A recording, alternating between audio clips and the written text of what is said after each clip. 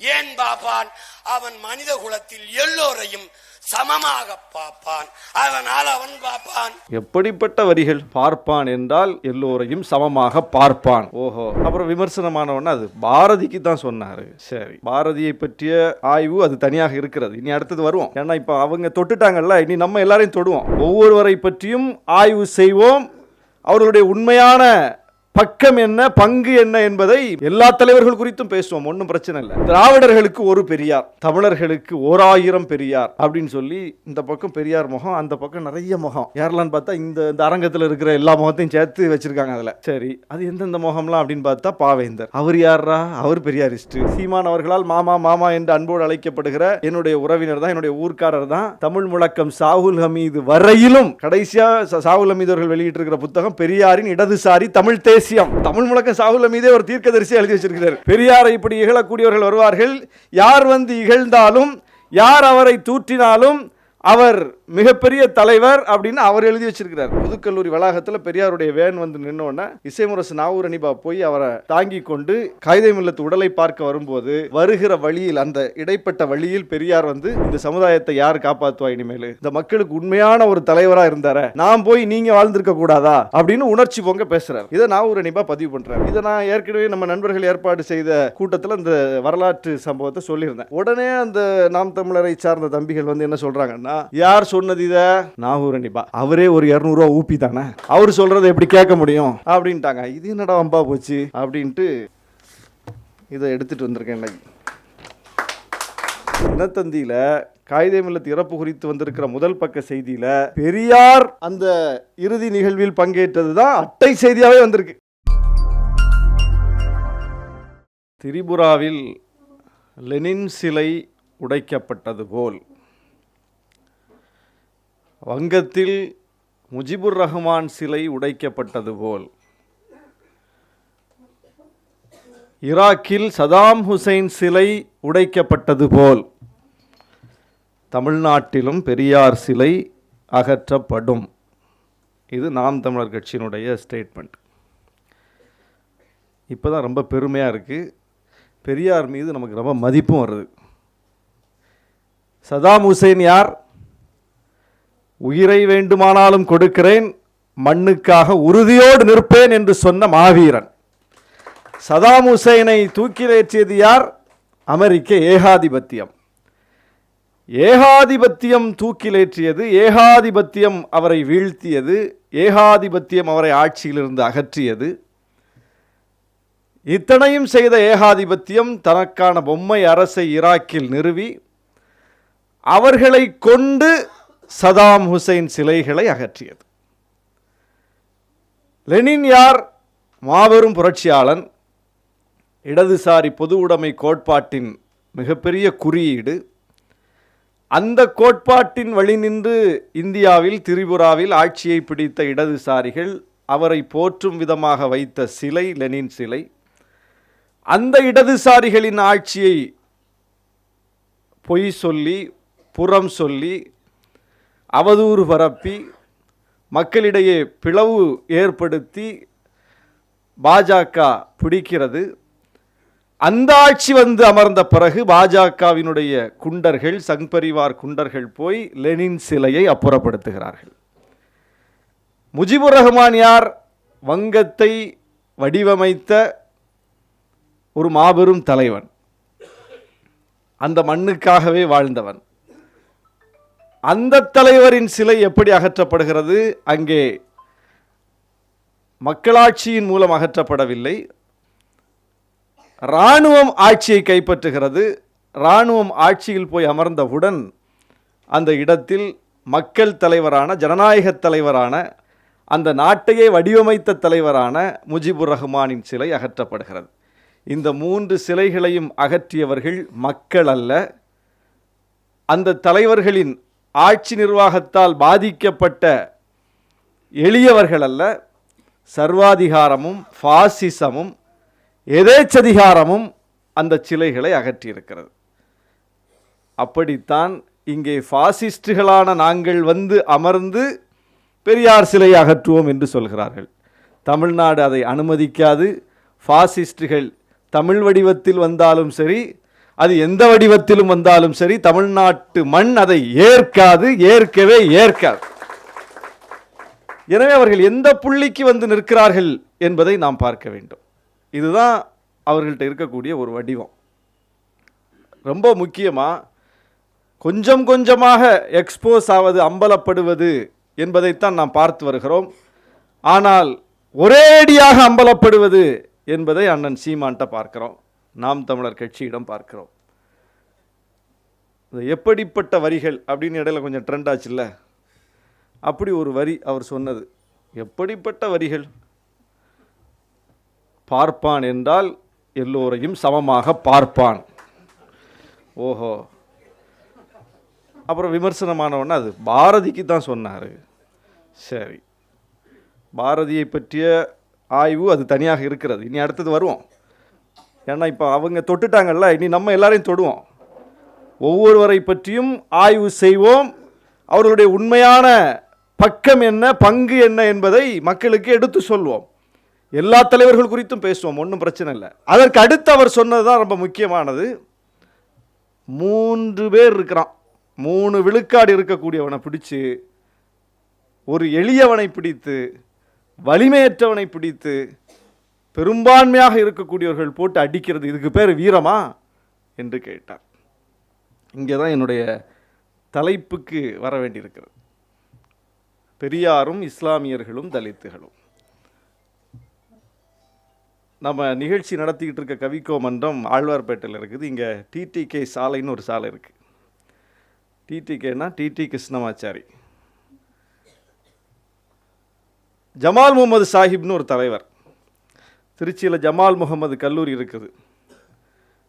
அந்த ஜமால் முகமது சாஹிப் யாருன்னா, மிகப்பெரிய தோல் ஏற்றுமதி வணிகத்தை செய்த தென்னிந்தியாவிலேயே ஒரு மிகப்பெரிய செல்வந்தர். காங்கிரஸ் பேரியக்கத்தில் மிக பெரும் தலைவராக இருந்தவர். கிலாஃபத் இயக்கத்திற்காக நன்கொடை திரட்டுவதற்காக காந்தியடிகள் தென்னகத்திற்கு வரும்போது இந்தியா முழுவதும் அவர் பயணித்து அவர் எதிர்பார்த்த அந்த நிதி கிடைக்கவில்லை, சேரவில்லை. தமிழ்நாட்டிற்கு வருகிறார், ஜமால் முகமது சாஹிப்பை சந்திக்கிறார். ஜமால் முகமது சாஹிப் பிளாங்க் செக் கொடுக்குறார். காந்திஜி அப்படியே அதிர்ச்சி ஆயிட்டார். எவ்வளோ பெரிய மனிதர்களெல்லாம் நான் சந்தித்தேன், எல்லாரும் அவங்களால் இயன்ற சிறிய சிறிய தொகைகளை கொடுத்தார்கள், நான் எதிர்பார்த்த நிதி திரளவில்லை, ஆனால் நீங்கள் என்ன பிளாங்க் செக் கொடுக்குறீங்க அப்படின்னு. தொகையை நீங்கள் நிரப்பிக்கொள்ளுங்கள் அப்படின்னு சொல்கிறார் ஜமால் முகமது சாஹிப். 100 ஆண்டுகளுக்கு முன்னால். அப்போது காந்தியடிகள் நிரப்பிக்கொண்ட தொகை 1 லட்சம் ரூபாய். தமிழ்நாட்டு முஸ்லீம்களில் ஒரே ஒருவர், விடுதலை போராட்டத்தில் பல மூமெண்ட் உண்டு, அதில் ஒரு மூமெண்ட் கிலாஃபத் மூமெண்ட், ஒத்துழையாமை இயக்கம். அந்த மூமெண்ட்டுக்கு இங்கே இருந்து ஒருவர் விடுதலை போராட்டத்தில் ஒரு மூமெண்ட்டுக்கு கொடுத்த தொகை மட்டும், ஒரு சந்தர்ப்பத்தில் கொடுத்த தொகை மட்டும் 1 லட்சம் ரூபாய். அப்போ அவர் எந்த அளவுக்கு ஒரு பழுத்த தேசியவாதி ஜமால் முகமது சாஹிப் என்பதற்கு சான்றது. எந்த அளவுக்கு இன்னும் போறார்னா, பெரியார் கடுமையாக விமர்சிக்கிறார் அவரை. அதுதான் ரொம்ப முக்கியமானது. ஜமால் முகமது சாஹிப்கிட்ட பெரியார் கடுமையாக முரண்படுறார். தனித்தொகுதி முறை இருக்குது, இன்னைக்கு இருக்குதுல்ல, தலித்துகளுக்கு இருப்பது போல அன்றைக்கு இஸ்லாமியர்களுக்கும் தனித்தொகுதி முறை இருந்தது. இந்த மெட்ராஸ் பிரசிடென்சியில் மட்டும் 29 தொகுதிகள், 29 ரிசர்வ் முஸ்லீம் கான்ஸ்டியூன்சி. அதை எதிர்க்கிறார் ஜமால் முகமது சாஹிப். ஏன்னா அவர் தேசியவாதி, காங்கிரஸ் சிந்தனையிலிருந்து அவர் பார்க்கிறார். இந்த மாதிரி தனியாக ஒரு சமூகத்திற்கு என்று தொகுதி முறை இதெல்லாம் இருக்கக்கூடாது அப்படின்னு சொல்கிறார். அதை எதிர்க்கிறார். எதிர்த்துட்டு என்ன பண்ணுறாருன்னா, ட்ரேடர்ஸுக்கு, வணிகர்களுக்குன்னு ஒரு ரிசர்வ் இருக்குது தொகுதி பொதுவில், அதில் போய் போட்டிடுறார். அதில் போட்டியிட்டு எதிர்த்து பார்ப்பன வேட்பாளர் நின்று ஜமால் முகமது சாஹிப் ஏமாற்றப்படுகிறார், தோற்கடிக்கப்படுகிறார். பொது தொகுதியில் நிற்கிறார். அப்போ டிடி கிருஷ்ணமாச்சாரி ஜமால் முகமது சாஹிப்பை தோற்கடிக்கிறார். இவங்க எல்லாரும் சேர்ந்து ஓட்டை யாருக்கு போட்டாங்க? டிடிகேக்கு போட்டாங்க. ஜமால் முகமது சாஹிப் ஏமாற்றப்படுகிறார். அப்போ தான் பெரியார் ஒரு நீண்ட கட்டுரை எழுதுகிறார். நான் சொன்னேன் கேட்டீங்களா? என் பேச்சை கேட்டீங்களா? அந்த கட்டுரையெல்லாம் ரொம்ப அதிர்ச்சிகரமாக இருக்குது. இப்போ பெரிய நம்ம திருமாவேலன் அவர்கள் சொன்னதை போல் இந்த கெடு வாய்ப்பில் ஒரு நல்வாய்ப்பு என்னன்னா, நாமளே இப்போ தாங்க பெரியாரை படிக்க ஆரம்பிச்சிருக்கோம். என் ஒய்ஃப் நேற்று கேட்டாங்க, என்னங்க ஊடு பூரா இவ்வளோ புக்காக கிடக்குது, மேஜை பூரா இப்படி வந்து வாங்கி வச்சுருக்கீங்க. ஆனைமுத்து ஐயா பையன் வந்து அவர் மகனார் ஃபோன் பண்ணி எனக்கு, ஐயா விட்டுட்டு போன அத்தனை புத்தகம் உங்கள்கிட்ட தான் இருக்குன்னு சொல்லி முந்தா நாள் கொண்டு வந்து 2 பெட்டி இறக்கிட்டு போயிட்டார் வீட்டில். நிறைய புத்தகங்கள் எல்லாம் இப்போ வாங்கி தேடி பிடிச்சி இன்றைக்கி அந்த திராவிட இயக்க வேர்கள், திராவிட இயக்க தூண்கள்னு 2 புக்கை தேடி நானே இன்றைக்கி 2 மணி நேரம் 3 மணி நேரம் பல நூலகங்களுக்கு அலைஞ்சிருக்கேன், வாங்கிட்டேன். எப்படியோ இப்படி ஒவ்வொரு பதிவையும் தேடி நாம இப்போ தான் பயணிக்கிறோம். அப்படி பயணிக்கும்போது தான் இந்த இஸ்லாமியர்களுக்கும் பெரியாருக்கும், சீமான் சொன்னார்ல, கொச்சப்படுத்திட்டாரு, தலித்துகளை கொச்சப்படுத்திட்டார் பெரியார், இஸ்லாமியர்களை கொச்சப்படுத்திட்டார்னு போய் பார்த்தா அவ்வளவு செய்தி இருக்குது. ஒரு இஸ்லாமியர் கூட இஸ்லாமியர் பக்கத்திலிருந்து அப்படி சிந்தித்திருக்க முடியாது. ஏன்னா ஜமால் முகமது சாஹிபு இஸ்லாமியர்களுக்கான தனி தொகுதி முறையை எதிர்க்கிறார், பெரியார் ஆதரிக்கிறார். அப்படி எதிர்த்த ஜமால் முகமது சாஹிபை குற்றார் பெரியார். இப்படியெல்லாம் செய்யாதீங்க, நீங்கள் அள்ளி அள்ளி கொடுத்தீங்களா அவங்களுக்கு, அவங்க உங்கள்கிட்ட இருந்து பெரிய நன்கொடையை வாங்கிட்டாங்க, உங்கள்கிட்ட இருந்து எல்லாத்தையும் அனுபவிச்சுக்கிட்டாங்க, உங்களை நல்லா பயன்படுத்திக்கிட்டாங்க, பயன்படுத்திட்டு உங்களை கழட்டி விட்டுட்டாங்க, ஏமாற்றிட்டாங்க, இனிமேலாவது விழிப்பு கொள்ளுங்கள்னு ஒரு தனி கட்டுரையே இருக்குது. ஒரு 5 பக்கத்துக்கு ஒரு கட்டுரை இருக்குது. அதெல்லாம் இப்போ குறிப்பெல்லாம் இருக்குது, படிக்க முடியாது, நேரம் இல்லை. ஒரு விரிவான ஆய்வு செய்யப்பட வேண்டும். நம்ம அந்த அளவுக்கு ஜமால் முகமது கேரக்டரில் பெரியார் அப்படி வந்துட்டு போகிறார். ஒவ்வொரு கேரக்டரையும் முதல் தலைமுறை மனிதர்கள்னு கடந்த ஒரு நூற்றாண்டில் இஸ்லாமிய சமூகத்தில் தோன்றிய ஜமால் முகமது சாஹிப் போன்ற, காயிதே மில்லத் போன்ற பெரிய பெரிய அறிஞர்கள், தலைவர்கள், சான்றோர்களை பற்றிய தொகுப்பு இருக்குது. சேயன் இப்ராஹிம்னு ஒரு எழுத்தாளர் தொகுத்திருக்கிறார். அதில் ஒவ்வொரு கேரக்டரையாக படித்து பார்த்தா எந்த கேரக்டரோடும் பெரியாரோடும் முரண்படலை, எந்த தலைவர்களும் அவரோட முரண்படலை. முரண்படாது மட்டுமல்ல, திருக்குரானை முதலில் தமிழில் மொழிபெயர்த்த அப்துல் சமது சாஹிபுடைய தந்தையார் அப்துல் ஹமீது பாக்கவி, முஸ்லீம் லீக் இயக்கத்தினுடைய தலைவராக இருந்த அப்துல் சமது சாஹிப், அவரோட தந்தையார் அப்துல் ஹமீது பாக்கவி, அவரோடு மிகப்பெரிய நெருக்கத்தை கொண்டிருந்தது மட்டுமல்ல பெரியார். அதுவும் கிலாஃபத் மாநாட்டில் தான். பெரியார் காங்கிரஸில் இருக்கிறாரு, அப்துல் ஹமீது பாக்கவியும் காங்கிரஸ் பேரியக்கத்தில் பயணிக்கிறார். கிலாஃபத் மாநாட்டில் தான் அவங்க சந்திக்கிறாங்க. சந்திக்கும் போது அதில் ஏற்பட்ட நட்பின் காரணமாக இவர் இந்த திருக்குரானை மொழிபெயர்க்கக்கூடிய பணியில் ஈடுபடுறார் 1920களிலேயே. அப்பத்திலிருந்து அந்த கையெழுத்து பிரதியை கொண்டு போய் அவர் பெரியார்ட்ட தான் காட்டுறார். இந்த டிரான்ஸ்லேஷன் ஒர்க்கை, அந்த மொழியாக்கத்தை கொண்டு பெரியார்ட்ட காட்டுறார் அவர். அப்படி அவர் படிச்சுக்கிறார். பெரியார் இஸ்லாத்தை எப்படி படிச்சுக்கிறார்னா, 44 தான் முழுமையான தமிழ் வடிவம் வருது, அதுக்கு முன்னாடி கிடையாது. 1944 தான் வருது. ஆனால் 1915-20லேயே இன இழிவு நீங்கள் இஸ்லாமிய அருமருந்துன்னு தமிழ்நாடு முழுவதும் பட்டி தொட்டி எங்கும் பெரியார் பேசிக்கிட்டே இருக்கிறார். அப்போ இது 44 வந்த தமிழாக்கத்தை படித்தால்தானே தமிழ்நாட்டில் ஒரு தலைவருக்கு இஸ்லாம் பற்றி அறிமுகம் கிடைத்திருக்கணும். ஆனால் அதற்கு 4 நூற்றாண்டுக்கு முன்னாலேயே அந்த தலைவருக்கு இஸ்லாம் பற்றி அறிமுகம் கிடைக்கிறது. நபிகள் நாயகத்தினுடைய வாழ்வியல் என்னன்னு தெரியுது. அப்படின்னா எப்படி தெரியுங்கிற கேள்வி இருக்குல்ல. எப்படி தெரிந்தது என்றால் அப்துல் ஹமீது பாக்கவியுடனான அவருடைய உரையாடல் தான் காரணம். அதுக்கு குடியரசில் ஒரு மதிப்புரை எழுதுகிறார் பெரியார், இயற்கை மதம் அப்படின்னு அப்துல் ஹமீது பாக்கவி ஒரு நூல் வெளியிடுறார். அந்த நூலை பற்றி ஒரு மதிப்புரை எழுதுகிறார். அதுவும் இருக்குது. அதில் என்ன சொல்லியிருக்காருன்னு ஒவ்வொரு கேரக்டராக வருது. இதெல்லாம் தொடக்க காலங்கள். அதுக்கப்புறம் இறுதி காலம். இப்போ நடுவில் தான் இந்த பிரச்சனை. எந்த பிரச்சனை? முஸ்லீம்கள் குறித்து அவர் கடுமையான விமர்சனத்தை வைத்தது 1962-64 காலகட்டம். இறுதி காலத்தில் பெரியார் மறைவதற்கு ஓராண்டுக்கு முன்னால் காயிதே மில்லத் மறைந்து போகிறார். காயிதே மில்லத்தினுடைய இறுதி மரியாதை புதுக்கல்லூரி, சென்னை புதுக்கல்லூரி வளாகத்தில் அவருடைய உடல் வைக்கப்பட்டிருக்குது. அங்கே பார்க்க வர்றார் பெரியார். அவரை பார்க்க போனது அந்த சம்பவம் எப்படி நடந்துச்சு அப்படிங்கிறத ஏற்கனவே நான் சொல்லியிருக்கேன். அது எல்லாராலும் இப்போ பரவலாக பேசப்பட்டிருக்கு. புதுக்கல்லூரி வளாகத்தில் பெரியாருடைய வேன் நின்னோடனே இசைமுரசு நாவூர் அனிபா போய் அவரை தாங்கி கொண்டு காயிதே மில்லத் உடலை பார்க்க வரும்போது வருகிற வழியில், அந்த இடைப்பட்ட வழியில் பெரியார் இந்த சமுதாயத்தை யார் காப்பாற்றுவா இனிமேல்? இந்த மக்களுக்கு உண்மையான ஒரு தலைவராக இருந்தார, தம்பி நீங்கள் போயிட்டீங்களே, நான் போய் நீங்கள் வாழ்ந்திருக்க கூடாதா அப்படின்னு உணர்ச்சி பொங்க பேசுகிறார். இதை நான் ஒரு நிபா பதிவு பண்ணுறார். இதை நான் ஏற்கனவே நம்ம நண்பர்கள் ஏற்பாடு செய்த கூட்டத்தில் இந்த வரலாற்று சம்பவத்தை சொல்லியிருந்தேன். உடனே அந்த நாம் தமிழரை சார்ந்த தம்பிகள் வந்து என்ன சொல்கிறாங்கன்னா, யார் சொன்னது இதை?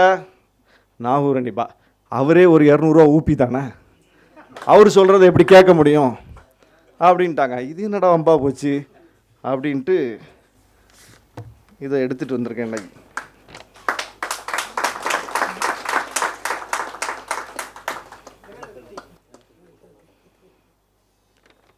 காயிதே மில்லத் உடல் அடக்கம் யார் தெரியுதா? என்ன போட்டிருக்குன்னு வாசிக்கிறேன். இஸ்மாயில் சாஹிப்பின் மகன் மியாக்கானை ஈவேரா பெரியார் ஆரத்தழுவி ஆறுதல் கூறிய போது எடுத்த படம். தினத்தந்தியில் காயிதே மில்லத் இறப்பு குறித்து வந்திருக்கிற முதல் பக்க செய்தியில் பெரியார் அந்த இறுதி நிகழ்வில் பங்கேற்றது தான் அட்டை செய்தியாகவே வந்திருக்கு. இதுக்கு அடுத்த வருஷம் பெரியார் மறைஞ்சு போயிறார். இது 72 ஏப்ரல் 5, 73 டிசம்பர் 24 பெரியாரே மறைஞ்சு போயிறார். அப்போ பெரியாரின் இறுதி காலம் வரை அவர் இந்த மக்களோடு நின்றிருக்கிறார், இந்த மக்களின் நலனுக்காக நின்றிருக்கிறார், இந்த மக்களின் நலனுக்காக நின்றவர்களோடு நின்றிருக்கிறார், அவர்களை போற்றி இருக்கிறார். என்ன முரண்பாடு? இடையில வந்த ஒரே முரண்பாடு முஸ்லீம் லீக் ராஜாஜி கூட கூட்டணி வச்சதுனால வந்த முரண்பாடு. அதற்கு முன்னால் ஒரு முரண்பாடு, விடுதலையை அவர் வந்து துக்க நாளாக அறிவிக்கிறார். விடுதலை நாள காயிதே மில்லத் முஸ்லீம் லீக் அது நாட்டு விடுதலை என்று கொண்டாடுகிறார்கள். அப்போ அவர் வந்து இதனால நமக்கு என்ன விடுதலை? உங்களுக்கு அதிகாரம் வந்திருக்கு, அதிகாரம் உங்களுக்கு வந்திருக்கு, நமக்கா வந்திருக்கு? அதிகாரம் யாருக்கு வந்திருக்கு? அவன் இவன்கிட்ட கொடுத்துட்டு போகிறான். அவன்கிட்ட இருக்கும்போதாவது ஒரு ஜனநாயகம் இருந்தது, எல்லாரும் படிக்கக்கூடிய ஒரு சூழல் இருந்தது. இப்போ இவன்கிட்ட கொடுத்துட்டு போகிறானா, இவன் உங்களை படிக்க விடுவானா, இவன் வந்து உனக்கு வாய்ப்பை தருவானா, தனக்குள் வைத்து கொள்வான் என்று சொல்லி அவர் ஆத்திரப்படுறார், கோபப்படுறார். அப்போ பெரியாரின் கோபத்திலும் நியாயம் உண்டு. காயிதே மில்லத் இல்லை, ஏன்னா ஏற்கனவே நாட்டை பிளந்தவர்கள்னு ஒரு சீலை போட்டு வைக்கிறான் நம்ம மேலே. இதில் வேற பெரியார் கூட சேர்ந்துட்டு நம்மளும் துக்க நாள்னு அறிவிச்சா பெரிய சீலா போட்டுருவான்ட்டு அவர் என்ன பண்ணுறாருன்னா, டிப்ளமேட்டிக்காக அந்த இடத்துல நாங்கள் நாட்டு விடுதலையை கொண்டாடுவோம் என்று சொல்லி ஒரு நிலைப்பாட்டை எடுக்கிறார். நாட்டின் மீதான பற்றிலிருந்து அந்த முடிவு எடுக்கிறார். பெரியாருக்கு நாட்டுப்பற்றியில் இல்லை, அவர் பெரியாரும் நாட்டுப்பற்றிலிருந்து அந்த முடிவு எடுக்கிறார். 2 பேரும் எடுத்த முடிவு முரணானது என்றாலும் கூட அவரும் நாட்டுப்பற்றில் எடுத்த முடிவு தான், இவரும் நாட்டுப்பற்றில் எடுத்த முடிவு தான். நாடுன்னா வெறும் கட்டிடம் இல்லைல்ல, நாடுன்னா என்ன? நாடுன்னா மக்கள் விடுதலை அடைகிறார்களா என்பதுதான் பெரியார் பார்த்தது. அப்போ அந்த இடத்துல அந்த 2 முரண்பாடு தான். ராஜாஜியை வந்து எப்படி அதிகாரத்திலிருந்து அரசியலிலிருந்து அப்புறப்படுத்துவதற்கு பெரியார் பட்ட பாடு என்பதைத்தான் நம்முடைய தோழர் திருமாவேலன் அவர்கள் இங்கே பட்டியல் போட்டு சொன்னார். காமராசரை அவர் ஏன் முன்னிறுத்தினார்? காங்கிரஸில் இருந்தானே வெளியே வந்தார் பெரியார். காங்கிரஸை ஆதரித்ததற்காகத்தானே ஜமால் முகமது சாஹிப்பை கடிந்து கொள்கிறார் பெரியார். காங்கிரஸை நம்பாதீங்கன்னு சொன்னார் பெரியார். காங்கிரஸ்னு அன்னைக்கு ராகுல் காந்தி தலைமையில் இருக்க காங்கிரஸ் நம்பிடாதீங்க, இது வேற காங்கிரஸ், இது இப்போ டிப்பிக்கல் திராவிட இயக்க காங்கிரஸ். ஆமாம், ராகுல் காந்தி அவர் நம் சிந்தனை போக்குள்ள தலைவர். அன்னைக்கு பிஜேபி கிடையாதுல்ல, அன்னைக்கு எங்கே இருந்தது பிஜேபி? காங்கிரஸ் தான் பிஜேபி அன்னைக்கு. இவங்க எல்லாம் பூரா பேரும் அங்கே தான் இருந்தாங்க. இப்போ அந்த களையெடுப்பு வேலையை தான் ராகுல் காந்தி செய்கிறார். அவர் சந்திக்கிற மிகப்பெரிய போராட்டமே அந்த போராட்டம் தான். அதனால நீங்கள் வந்து காங்கிரஸே அப்படித்தான் ஆளூர் சானவாஸ் சொல்லிவிட்டார் அப்படின்னு போட்டுறாதீங்க. நான் சொல்கிறது அந்த காங்கிரஸ், பெரியார் சொன்ன காங்கிரஸ்.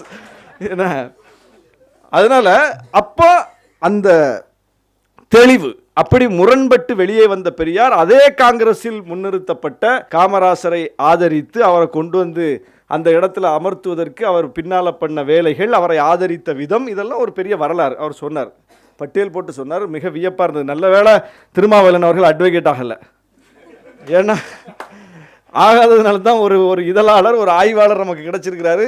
இப்படிப்பட்ட செய்திகள் இன்னைக்கு வந்து ஏன்னா எல்லாத்தையும் உட்கார்ந்து எல்லா பத்திரிகைகளையும் எல்லா இதழ்களையும் புரட்டி எல்லா நூல்களையும் புரட்டி பார்க்கக்கூடிய நிலை இன்னைக்கு இல்லை யாருக்கும். அப்போ அதை புரட்டி அதை உள்வாங்கி கொண்டு எல்லோருக்கும் புரியும் மொழியில் வெளிப்படுத்துவதற்கு ஒருவர் நமக்கு தேவை. அந்த வேலையை தான் பெரியார் செஞ்சார். அவர் உட்கார்ந்து ஆய்வு பண்ணி எல்லாத்தையும் பேசி இந்த வெகுமக்கள் வெளிக்கு அவர் உள்வாங்கியவற்றை வெளிப்படுத்தியதன் விளைவாகத்தான் ஒரு கிளர்ச்சி வெடித்தது, ஒரு சமூக மாற்றம் நடந்தது. அந்த அடிப்படையில் இது போன்றவர்கள் நமக்கு இன்னைக்கு தேவை. அப்போ பெரியார் முரண்பட்ட விஷயங்கள் கூட நியாயமானது, இந்த மக்களுக்கானது. இது முஸ்லீம் தரப்பில். தலித்துகள் தரப்பில் ரொம்ப முக்கியமானது 1929 சுயமரியாதை மாநாட்டில் அவர் போட்ட தீர்மானம். என்ன போடுறாரு? சாலைகள், குளங்கள், கோயில்கள் முதலான பொது இடங்களில் தலித் மக்களுக்கு சம உரிமை அளிக்க வேண்டும், அதற்கான சட்டங்களை இயற்ற வேண்டும். யாரும் தம் பெயருடன் சாதியை இணைத்து கொள்ளக்கூடாது என்பதற்கு சட்டம் வேண்டும். தலித் குழந்தைகளுக்கு இலவச கல்வி, உணவு, உடை, புத்தகங்கள் வழங்க வேண்டும். புறம்போக்கு நிலங்களை தலித் மக்களுக்கு பகிர்ந்தளிக்க வேண்டும், பிரித்தளிக்க வேண்டும். காலியாகும் அரசு பணியிடங்களை தலித்துகளை கொண்டு நிரப்ப வேண்டும். இன்னைக்கு கூட நம்ம என்னென்ன கோரிக்கைகளை வைக்கிறோமோ, ஒரு நூற்றாண்டுக்கு முன்பே அந்த கோரிக்கைகளை வைத்து சுயமரியாதை இயக்கத்தினுடைய முதல் மாநாட்டிலேயே 1929 இப்படிப்பட்ட தீர்மானங்களை போடுவதற்கு எப்படிப்பட்ட தலித்திய பார்வை ஒரு தலைவருக்கு இருந்திருக்கணும். அதுதான் முக்கியமானது. அந்த பார்வை, அந்த சிந்தனை போக்கு, அதில் குறித்த ஒரு ஆழமான பிடிப்பு இருந்தால் மட்டும்தான் இப்படிப்பட்ட தீர்மானங்களை தான் வடிக்க முடியும். சரி, வெறும் தீர்மானம் மட்டும்தான் போட்டாரா பெரியார்? இந்த தீர்மானங்களை வலியுறுத்தி போராட்டங்களை நடத்தியிருக்கிறார். தமிழ்நாட்டிலும் புதுவையிலும் போராட்டங்களை நடத்தியிருக்கிறார். சிறை சென்றிருக்கிறார். சாதி சங்க மாநாட்டிலும் பெரியார், சாதி ஒழிப்பு மாநாட்டிலும் பெரியார்னு ஒரு புத்தகமே இருக்கு, சுபகுணராஜன் எழுதியிருக்கிறார். சாதி சங்க மாநாட்டிலும் பெரியார், சாதி ஒழிப்பு மாநாட்டிலும் பெரியார். சாதி ஒழிப்பு மாநாட்டிலும் பெரியாருங்கிற அந்த டைட்டிலுக்கு கீழே வரக்கூடிய எல்லா மாநாட்டு உரையையும் போய் படிங்க. சாதி ஒழிப்பு மாநாட்டில் வீராவேசமாக பேசுவோம். ஏன்னா யார் வருவா? சாதி ஒழிப்பு கொள்கை உள்ளவர்கள் கூடுவார்கள். சாதியை ஒழிக்க வேண்டும், அப்படி செய்யணும், இப்படி செய்யணும், எல்லாம் எங்கே பேசுவோம்? அந்த கருத்தை ஏற்றுக்கொண்டவர்கள் மத்தியில் வீராவேசமாக பேசுவோம். அப்படி சாதி ஒழிப்பு மாநாட்டில் பெரியார் என்னென்ன பேசினாரோ ரொம்ப ரொம்ப அழகு. அதை சாதி சங்க மாநாட்டில் அதையே பேசியிருக்கிறார். அது மிகப்பெரிய வியப்பான ஒன்று. பிற்படுத்தப்பட்ட மக்களுக்குத்தான் பெரியார் தலைவர், தலித் மக்களுக்கு அல்ல அப்படின்னு ஒரு கருத்துருவாக்கம். பிற்படுத்தப்பட்ட மக்கள்கிட்ட தான் சொல்றார் போய், நீ சாதியை கட்டிக்கிட்டு அழாத, அது இழிவு என்று யாருக்கு சொல்ல வேண்டுமோ அவர்களுக்கு சொல்கிறார். பார்ப்பனர்களை எதிர்ப்பதோடு நம் வேலை முடிந்துச்சு நினைக்காத, அந்த சிந்தனை தாக்கம் உன்கிட்டையும் இருக்கு, அதிலிருந்து நீ விடுபடணும் என்று சொல்லி அந்த மக்கள் மத்தியில் போய் மிகப்பெரிய ஒரு வேலையை செய்கிறாரு. பறையருக்கு மேலாக இருந்தால் போதும் என நினைக்காதீர்கள், தீண்டாமையை கைவிடாமல் உங்கள் ஜாதி இழிவு ஒழியும் என்று நினைக்காதீர்கள் அப்படின்னு யார்கிட்ட பேசுகிறாருன்னா பிற்படுத்தப்பட்ட மக்கள்கிட்ட பேசுகிறார். அப்போது 1929 முதல் மாநாட்டில் போடுறார் தீர்மானத்தை. சொன்ன திருமாவளவன் அவர்கள் குறிப்பிட்டது போல அந்த கடைசி மாநாடு, அவருடைய வாழ்வின் இறுதியாக அவர் நடத்திய தமிழர் சமுதாய இழிவு ஒழிப்பு மாநாடு 1973, அதில் ரொம்ப முக்கியமான ஒரு தீர்மானம் போடுறார். அரசியல் சட்டத்தில் வெறுமனே தீண்டாமையை ஒழித்தால் போதாது, சாதியையே ஒழிக்க வேண்டும். அப்போ அவருடைய முதல் மாநாட்டில் போட்ட தீர்மானத்துக்கும் அவர் இறப்பதற்கு முன்னால் அந்த தமிழர் சமுதாய இழிவு ஒழிப்பு மாநாட்டு தீர்மானத்துக்கும் எந்த வேறுபாடும் இல்லை. எடுத்துக்கொண்ட கருத்தில் தொடக்கம் முதல் இறுதி மூச்சு அடங்குகிற வரை உறுதியோடு பயணித்த ஒரே தலைவர், மாபெரும் தலைவர், மக்கள் தலைவர் பெரியார். ஆனால் இங்கே என்ன பண்ணுறாங்க, எப்படி சேட்டை பண்ணுறாங்க பாருங்க. இத்தனைக்கும் அவர் பேச்சு எழுத்து எல்லாம் ஒன்றுக்கு பலவாக பதியப்பட்டிருக்கிறது, எழுதப்பட்டிருக்கிறது, ஆவணங்கள் இருக்கிறது, நூல்கள் இருக்கிறது, எங்கே போனாலும் கிடைக்கும். ஆனால் அதிலிருந்து ஒன்றை எடுத்து வைத்து அது எந்த நோக்கத்தில் சொல்லப்பட்டது என்கிற பின்புலத்தோடு அதை பேசுவதற்கு, விவாதிப்பதற்கு இவர்கள் வரவில்லை. அவர் சொல்லாத ஒன்றை சொன்னார் என்று சொல்லி ஒரு சர்ச்சையை ஏற்படுத்தி அதன் மூலம் ஒரு விவாதத்தை கட்டமைத்து இழிவு செய்கிற ஒரு மடமை. ஆனாலும் நாம் உண்மையை சொல்ல வேண்டியிருக்கிறது. நீங்கள் ரொம்ப முக்கியமான ஒரு கருத்தை முன் வச்சுருக்காங்க. என்னென்னா, திராவிடர்களுக்கு ஒரு பெரியார், தமிழர்களுக்கு 1000 பெரியார் அப்படின்னு சொல்லி இந்த பக்கம் பெரியார் முகம், அந்த பக்கம் நிறைய முகம். யாரெல்லாம் பார்த்தா இந்த அரங்கத்தில் இருக்கிற எல்லா முகத்தையும் சேர்த்து வச்சுருக்காங்க. இதில் இல்லாத முகங்களும் இருக்குது. சரி, அது எந்தெந்த முகம்லாம் அப்படின்னு பார்த்தா பாவேந்தர், அவர் யாரா? அவர் பெரியாரிஸ்ட்டு. அப்புறம் எத்தனை பேர், நீ யாரை முன்னிறுத்தினாலும் அவங்க கட்சியில் சீமான் அவர்களால் மாமா மாமா என்று அன்போடு அழைக்கப்படுகிற என்னுடைய உறவினர் தான், என்னுடைய ஊர்க்காரர் தான். தமிழ் முழக்கம் சாகுல் ஹமீது வரையிலும், கடைசியாக சாகுல் ஹமீது அவர்கள் வெளியிட்டிருக்கிற புத்தகம் பெரியாரின் இடதுசாரி தமிழ் தேசியம். அந்த பின் அட்டையில் அவர் எழுதி வச்சிருக்கிறார், பெரியாரை இப்படி இகழக்கூடியவர்கள் வருவார்கள். தமிழ் முழக்கம் சாகுல் ஹமீதே ஒரு தீர்க்கதரிசி எழுதி வச்சிருக்கிறார். பெரியாரை இப்படி இகழக்கூடியவர்கள் வருவார்கள், யார் வந்து இகழ்ந்தாலும் யார் அவரை தூற்றினாலும் அவர் மிகப்பெரிய தலைவர் அப்படின்னு அவர் எழுதி வச்சிருக்கிறார். அதை கட்டுடைப்பதற்கு, இது போன்ற அவதூறுகளை கட்டுடைப்பதற்கு இது போன்ற நூல்கள் தேவைன்னு சொல்லி அந்த நூலை பதிப்பிச்சு வெளியிட்டு பதிப்பாளர் அந்த வெளியீட்டு உரையை அவர் அதில் எழுதி வச்சிருக்கிறார். அப்போ எத்தனை மனிதர்களை பார்க்கிறோம். எல்லோரும் பெரியாரை போற்றி இருக்கிறார்கள். யாரும் பெரியார்ட்ட முரண்படலை. முரண்பட்டவர்கள் கூட முரண் வரலாம், முரண் வராமல் இருக்க முடியாதுல்ல. இப்போ ஜமால் முகமது சாஹிப்புக்கும் பெரியாருக்குமான முரணை சொன்னேன். அந்த முரணுக்கு பின்னால் இருக்கிற அரசியல் தான் முக்கியமானது. முரண் இல்லாமல் இருக்க முடியாது. திமுகவுக்கும் பெரியாருக்கு இடையில முரண்பாடு வந்துச்சு. அந்த முரணுக்கு பின்னால் இருக்கிற நோக்கம் என்ன, அரசியல் என்ன என்பதுதான் முக்கியமானது. ஆட்சியில் அமர்ந்த பிறகு அவர்கள் பெரியாருடைய கொள்கைகளை நடைமுறைப்படுத்துவார்கள் என்கிற நிலை வந்தபோது அவர்கள்தான் பெரியாரை தேடி போய் இந்த ஆட்சியே உங்களுக்கு சமர்ப்பணம் என்று சொன்னார்களே தவிர பெரியார் அவங்கள தேடி போகலை. ஆக ஆட்சியில் வந்துட்டாங்க, நம்ம நிலைப்பாடை மாற்றிப்போம், அவங்கள கொஞ்சம் அட்ஜஸ்ட் பண்ணிப்போம் அப்படின்னு சொல்லி அவர் போகலை. யாரிடமும் அவர் போகவில்லை. யாரை தேடி அவரை பற்றி ஒரு விமர்சனம் வைக்கிறாங்க. அவர் எப்போவுமே ஆட்சியில் யார் உட்கார்ந்துருக்காங்களோ அவங்களுக்கு சாதகமாக தான் நடந்துப்பார், அவங்களுக்கு மனங்கோணாமல் நடந்துப்பார் அப்படின்னு. காமராசர் ஆட்சியில் இருக்கும்போது காமராசர் ஆட்சி என்ன செய்கிறது என்பதை பார்த்து ஆதரித்தார். திமுக ஆட்சியில் இருக்கும்போது திமுக என்ன செய்கிறது என்று பார்த்து பெரியார் ஆதரித்தார். முரணாக செய்தால் எதிர்த்தார்.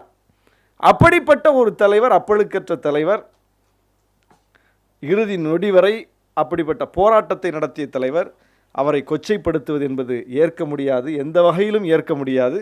எனவே நாம் தொடர்ந்து அதற்கான கருத்துக்களை வைப்போம், விவாதிப்போம். இன்னும் நாமே நிறைய ஆய்வுகளை செய்ய வேண்டியிருக்கிறது.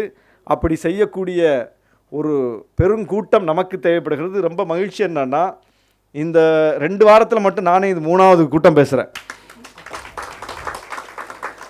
எல்லாம் புதிதாக தோன்றி வந்திருக்கிற இளையவர்கள் ஏற்பாடு செய்யக்கூடிய நிகழ்ச்சி. டிபேட் சேனலில் தம்பி தினேஷ் ஏற்பாடு பண்ணார் முதல் நிகழ்ச்சி. அதுக்கப்புறம் யூடியூப் ரூட்டர்ஸு, நம்ம பேரலை, கரிகாலன் எல்லோரும் சேர்ந்து, அரண்சை எல்லோரும் சேர்ந்து ஒரு நிகழ்ச்சி வச்சாங்க. எல்லாம் இளைய பிள்ளைகள் தான். இன்றைக்கி நம்ம செந்தில் வேல் இதில் திராவிடர் கழகமோ, தந்தை பெரியார் திராவிடர் கழகமோ, திராவிட விடுதலை கழகமோ, திராவிட முன்னேற்ற கழகமோ, மதிமுகவோ, டிப்பிக்கல் திராவிட இயக்கங்களோ அல்லது பெரியாரை வழிகாட்டியாக ஏற்றுக்கொண்டிருக்கிற விடுதலை சிறுத்தைகளோ, இப்படிப்பட்ட வழக்கமான அந்த கட்சிகள் அமைப்புகள் இதில் இல்லை. இளைஞர்கள் நடத்தி கொண்டிருக்கிறார்கள். பெரியாருக்கு எவ்வளோ பெரிய வெற்றி பாருங்கள். எந்த தலைமுறை பேச வேண்டுமோ அந்த தலைமுறை பேசிக் கொண்டிருக்கிறது, விவாதித்துக் கொண்டிருக்கிறது, பதில் கொடுத்து கொண்டிருக்கிறது.